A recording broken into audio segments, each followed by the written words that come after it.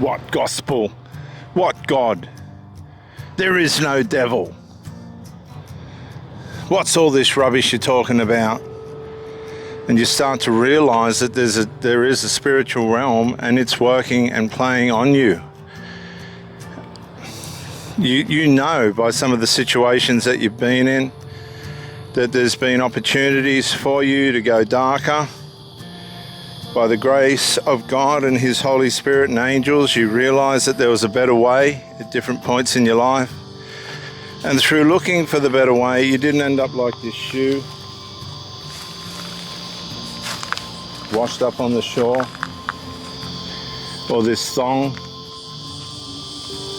just washed up on the shore, lost, single without its pair.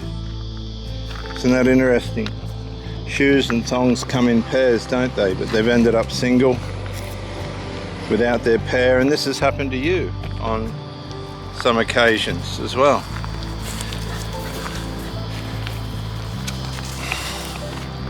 The person that you loved abandoned you, and for good reason. All the reasons were right. You didn't give them anything really worthwhile to hang around for. You let things disintegrate. You wanted to stick with your habits. They didn't. They gave you a run of it. And you milked it. You took opportunity of the fact that this person was going to be weak with you and have no boundaries. Therefore, you allowed your wickedness and sinfulness and laziness and slothfulness and selfishness, because that's what drugs and alcohol really are at the end of the day. They're all a lot of selfishness. There's no ambiguity about that. At the end of the day, it's selfish. And we can make all the excuses. Oh, they got this personality trait, they got that problem, this problem, that. It doesn't justify it. Alcohol and drugs lead to depression. They lead to suicide in some cases, and all sorts of mental health disorders. And those that think otherwise, those who have chosen to believe that that's not true, have found themselves in a situation where it's a cave where all the footsteps lead in and none lead out.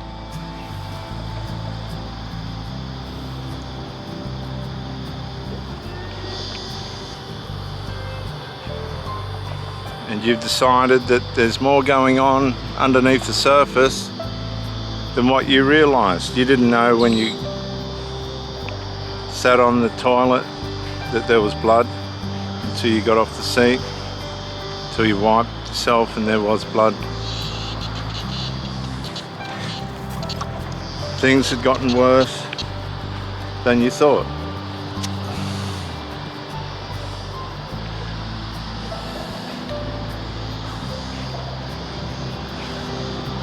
This led to situations where doctor's appointments, CAT scans, colonoscopies, and the news comes in, it's cancer. And it's related to the habits that you've created for yourself. It's not by accident.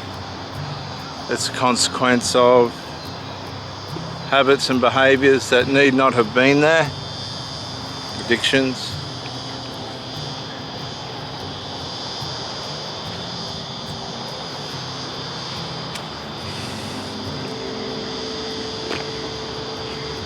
And these addictions have now manifested against you like they did everybody else. Science had already proved it. You thought you were invincible, like most of them, but you weren't. And now you're in hospital on chemo and other therapies that are trying to kill the cancer, and they're not doing your body any good either.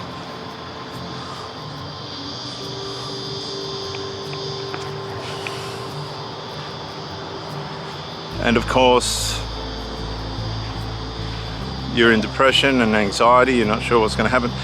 Your flying monkeys, the people that you spoiled and allowed to leech off you, they still are trying to leech off you, even as your resources are depleting financially, your health's depleting, and you see things in a different light. You start to realize that these people weren't what you thought.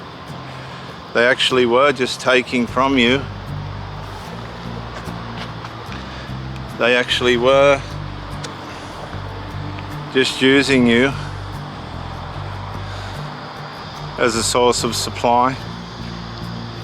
They've really got no sincere regard for your health. Yes, they're turning up and they're just going through the motions, but whether you live or die or not, it's of no consequence. As a matter of fact, they're only visiting you out of sufferance to make some kind of appearance so that you in some way accept that they care.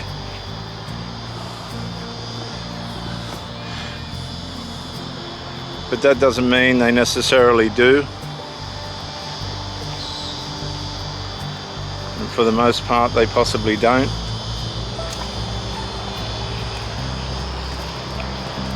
And this really devastates you because you'd lost so much for these relatives, and it all equaled nothing. You were deceived.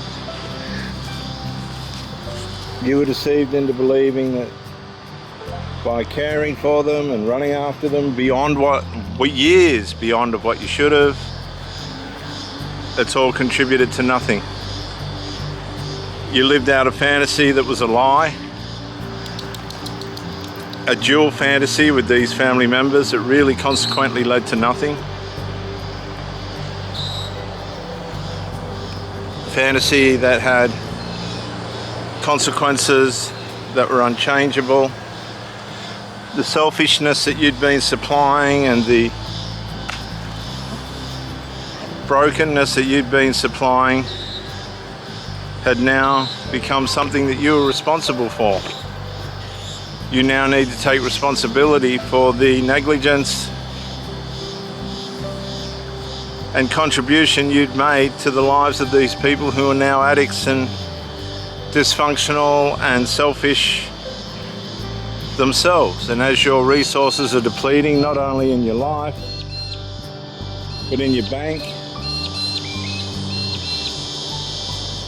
and in your heart and in your mind, as you're disappointed and absolutely horrified by what you're seeing with these people. They're trying to leech off you on your deathbed. You're mortified and horrified to think that this is partly what you created. You contributed to this mindset, to this selfish, meaningless, harmful view and way in which these people were living life. And they didn't care whether you were going to live or die, and you begin to awaken. You're awakening to the fact that you've been used, leeched on, that you, by way of your guilt and the things that you had done to enable these people, had basically really just created selfish monsters. And you feel your mind starting to give in, you feel your heart and your body starting to give in. You're starting to poo when you don't want to and urinate involuntarily. You're wearing nappy undies and receiving all sorts of therapy and things. The chemo's not working, bad news. Your hair's falling out now and things could have been different. You didn't deserve all this. But at the same token, those people didn't deserve you to spoil them either. They deserved better guidance, better parenting.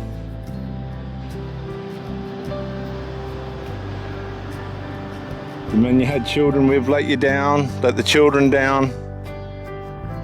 they've ended up turning out to be selfish as well, usually running back to their mothers or their sisters or their brothers or their relatives. Just total disgrace.